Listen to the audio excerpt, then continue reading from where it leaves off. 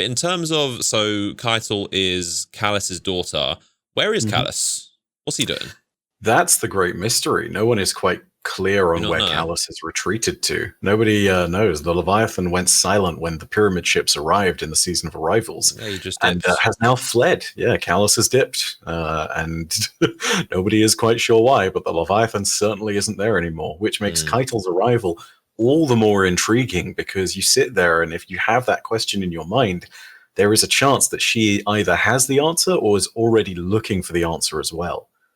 So this is a strange shared objective, but for very different reasons. I imagine that for most people who have any relationship to Calus in the game, it's this thing of, hey, this guy gives great loot along with his activities. And for Keitel, it's, this is my father. He is weak. He has always been bad for the Cabal. I will kill him honorably and end the stain of our house. And it's just like totally divergent requirements here. But like, man, what an incredible story that could potentially twist into. So on that note, Battlegrounds themselves, we talked about politics, and I want to just touch on this one last thing, because you brought up the allies dynamic. I think that has a real potential to go somewhere with the way that we're actually interacting with this.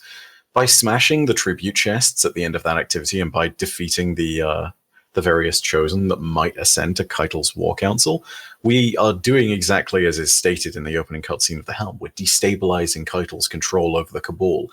But in doing so, we also technically ascend to the role of her War Council, which is what's very entertaining, which means that in a strange way, we might actually do these activities, complete them by the end of the season, and have Keitel look at us and say, you are a far more worthy combatant than I expected. And it may make her reevaluate the whole thing of bow for this alliance. It may be a thing of, we'll enter this as equals, and that might be something that I could see Zavala accepting.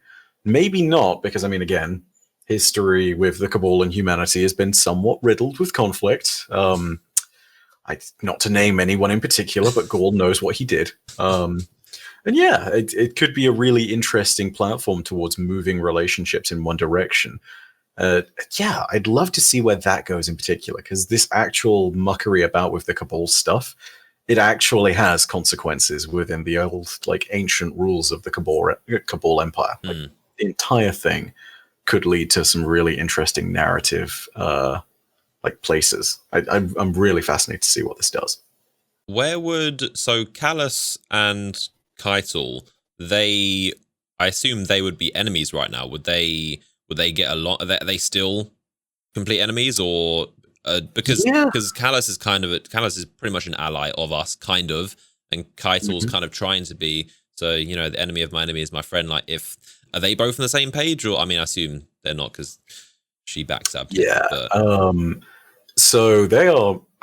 The interesting part of that is really where Calus sits. But to answer the question really quickly, they are definitely enemies. Keitel backstabbed him in the Midnight Coup, still believes that he's weak, and still, for the most part, is the de facto ruler of what remains of the Cabal, because, she's deposed her father, and that's not changed. Calus put out the booklet from the beginning of the from Destiny 2's Collector's Edition.